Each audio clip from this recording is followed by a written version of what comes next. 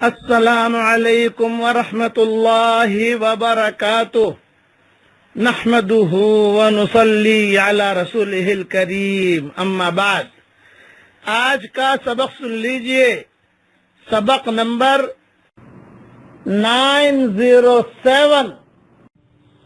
حضرت معاذ بن جبل رضی اللہ تعالی عنہ سے روایت ہے کہ حضرت محمد صلی اللہ علیہ وسلم کی موجودگی میں دو آدمیوں کے درمیان کچھ سخت کلامی ہو گئی، یہاں تک کہ ان میں سے ایک کے چہرے پر غصے کے آثار محسوس ہو گئے۔ تو حضرت محمد صلی اللہ علیہ وسلم نے فرمایا، میں جانتا ہوں ایک دعا یا کلمہ اگر یہ آدمی اس وقت وہ کہہ لے تو اس کا غصہ ٹھنڈا پڑ جائے گا، اور وہ کلمہ یہ ہے، اعوذ باللہ من الشیطان الرجیم۔ یہ حدیث ترمذی میں ہے۔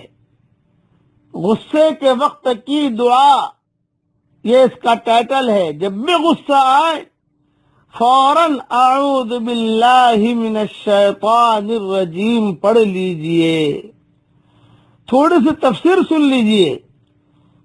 بلا شبہ اگر آدمی شعور اور دعا کی کیفیت کے ساتھ سخت غصہ کی حالت میں بھی یہ کلمہ کہے اور اللہ سے پناہ طلب کرے تو اللہ تعالی اس کے غصے کی آگ کو ٹھنڈا کر دے گا اور وہ غصہ کے نتائج بد سے، برے نتائج سے محفوظ رہے گا۔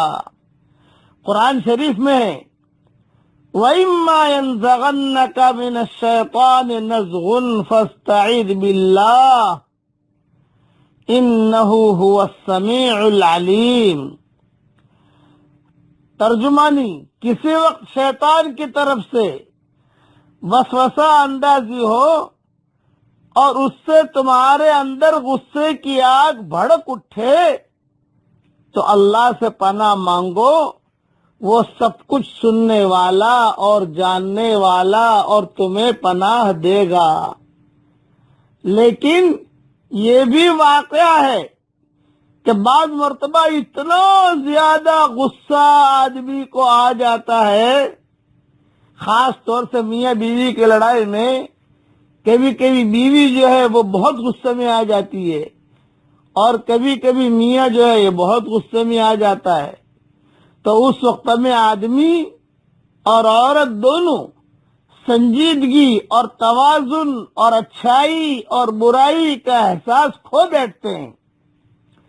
تو بہت ہی کم ایسا ہوتا ہے کہ یہ باتیں اسے یاد آئیں۔ ایسے وقت میں گھر والوں کو چاہیے، دوستوں کو چاہیے کہ وہ حکمت سے اس کو اس طرف متوجہ کر دیں اور کہیں، بے اعوذ باللہ من الشیطان الرجیم پڑھ لو، بے اعوذ باللہ من الشیطان الرجیم پڑھ لو۔ پڑھواویں تو اس سے غصہ انشاءاللہ ٹھنڈا ہو جائے گا۔ اور حضرت محمد صلی اللہ علیہ وسلم کی یہ نصیحتیں یاد دلائیں کہ آپ صلی اللہ علیہ وسلم کی یہ نصیحت ہے۔ کبھی بھی ایک بات میری ایک نصیحت یاد رکھنا کہ اگر بیوی غصہ ہو جائے تو شوہر جو ہے وہ بیوی بن جائے، سن لے، جواب نہ دے، اور اگر شوہر غصہ ہو جائے تو بیوی جو ہے یہ بھی سن لے، خاموش رہے۔ دوسرے وقت میں انشاءاللہ جو ہے یہ مسئلہ حل ہو جائے گا۔ غصہ آ گیا، اعوذ باللہ من الشیطان الرجیم پڑھ لیجئے، پانی پی لیجئے، وہاں جہاں بیٹھے ہو وہاں سے ہٹ جائیے، تھوڑی دیر کے لیے دوسرے کمرے میں چلے جائیے، جواب مت دیجئے، ضد مت کیجئے، تو پھر یہ آہستہ آہستہ برا ماحول ختم ہو جاتا ہے، اچھا ماحول آ جاتا ہے۔ اس بات کا خیال رکھنا۔ مکہ مکرمہ سے یہ سبق دے رہا ہوں، حرم شریف سے، اے اللہ ہماری آنکھوں میں اپنی محبت کا سرما لگا دے۔ اے اللہ لوگ مرنے کے بعد غسل دیں گے، اس غسل سے پہلے تو ہمیں غسل توبہ کی توفیق عطا فرما۔ اے اللہ ہمیں مانگنا نہیں آتا مگر تجھے دینا تو آتا ہے، اپنے کرم سے تو ہمیں عطا فرما۔ اے خوبصورت پردے والے، اے خوبصورت چادر والے، ہمارے عیبوں پر پردے ڈال دے۔ جس کے دل میں جو جائز مرادیں ہوں، عافیت کے ساتھ ان کے جائز مرادوں کو پوری فرما۔ اے اللہ ہم کو پاکیزہ روزی دے اور ہمیں پاکیزہ چیزوں میں استعمال فرما۔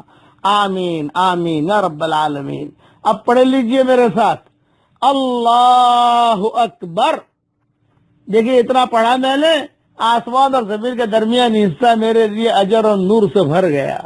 اللہ تعالی ہم سب کو عمل کرنے کی توفیق عطا فرمائے۔ آپ بھی پڑھو گے، آپ کے لیے بھی ہو جائے گا۔